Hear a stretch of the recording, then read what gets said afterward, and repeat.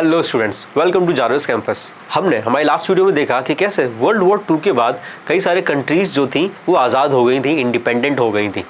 मगर आज़ादी के बाद इनकी जो हालत थी, इकोनॉमिक कंडीशन थी, वो काफ़ी ज़्यादा ख़राब हो गई थी। ब्रिटेन वुड इंस्टीट्यूशन भी इनकी कोई मदद नहीं कर पा रहा था, क्योंकि उसको बनाया गया था इंडस्ट्रियल नेशन की सपोर्ट करने के लिए, जिसकी वजह से उनके पास लैक ऑफ रिसोर्सेज थे, लैक ऑफ इक्विपमेंट थे, और इसलिए वो जो था डेवलपिंग कंट्रीज़ की मदद नहीं कर पा रहा था। मगर यहाँ आता है थोड़ा ट्विस्ट। यहाँ क्या ट्विस्ट आया कि हमने देखा कि जो इंडस्ट्रियल नेशन थे वो डेवलप हो चुके थे, और अब उन्होंने जो है वो सपोर्ट लेना बंद कर दिया। किसका? ब्रिटेन वुड इंस्टीट्यूशन का। इसलिए वो जो थे वो डेवलपिंग कंट्रीज़ की मदद करने के लिए तैयार हो गए। क्यों हुए? चलिए देखते हैं। अब हुआ क्या था कि जो कंट्रीज़ पहले ज़्यादातर कॉलोनाइज थे वेस्टर्न यूरोपियन कंट्रीज़ के अंडर, वो अब आज़ाद हो चुके थे। मगर जो फॉर्मर कॉलोनियल पावर थे वो अभी भी इनके ऊपर कंट्रोल करना चाहते थे, और उन्होंने ऐसा किया भी। कैसे? मगर ये जो आज़ादी थी ये काफ़ी नाम की थी। क्या यूँ कहो कि अभी इनको पूरी तरह से आज़ादी नहीं मिली थी, क्योंकि इनकी जो इकोनॉमिक कंडीशन थी वो काफ़ी ज़्यादा ख़राब थी। अब इकोनॉमिक कंडीशन ख़राब थी तो ये मदद के लिए किसके पास पहुँचे? ये मदद के लिए पहुँचे IMF और वर्ल्ड बैंक के पास। और IMF और वर्ल्ड बैंक को कंट्रोल कौन कर रहा था? इसको कंट्रोल कर रहे थे वेस्टर्न कंट्रीज़।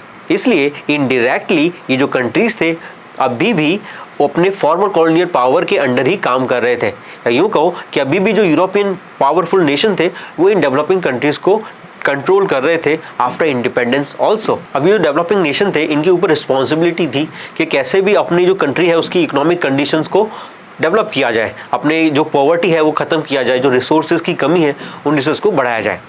इसलिए जब भी ये IMF और वर्ल्ड बैंक के पास जाते थे हेल्प करने के लिए, तो वो जो कंडीशन रखती थी वो कंडीशन इनको मानना पड़ता था, जिसकी वजह से कई साल तक जो नेशन थे, जो पावरफुल नेशन थे, जो ब्रिटेन वुड्स इंस्टीट्यूशन को कंट्रोल कर रहे थे, वो इन डेवलपिंग कंट्रीज़ की रिसोर्सेज को काफ़ी कम प्राइस में यूज़ करते रहे और इन बेचारी कंट्रीज़ की रिसोर्सेज को लूटते रहे।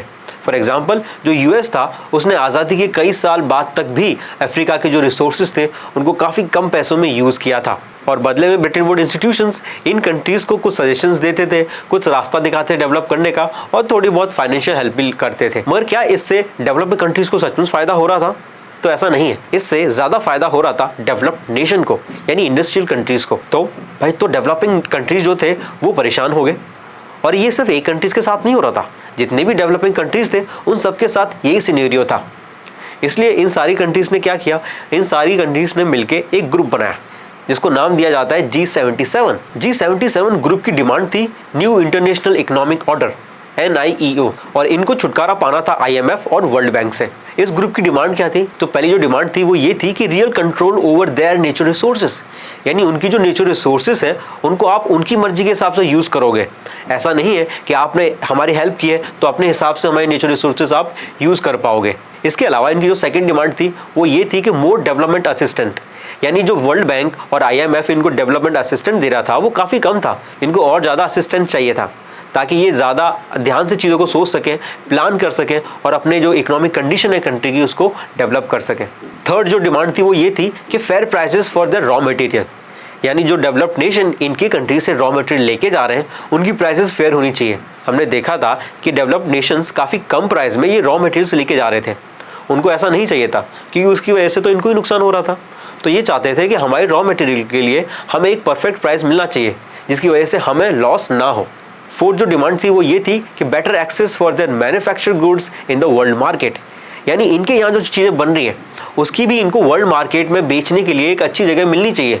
इनको वो चांस मिलना चाहिए कि अपने मैन्युफैक्चर्ड गुड्स को वर्ल्ड मार्केट में एक फेयर प्राइस पे सेल कर सकें। क्योंकि पहले क्या कंट्रीज़ क्या करते थे कि इनके जो मैन्युफैक्चर्ड गुड्स थे उनको लेके ही नहीं जाने देते थे यूरोपियन मार्केट्स में, लेके जाते भी थे तो काफ़ी कम प्राइस में इससे ख़रीदा जाता था, जिसकी वजह से इनको काफ़ी ज़्यादा नुकसान हो रहा था।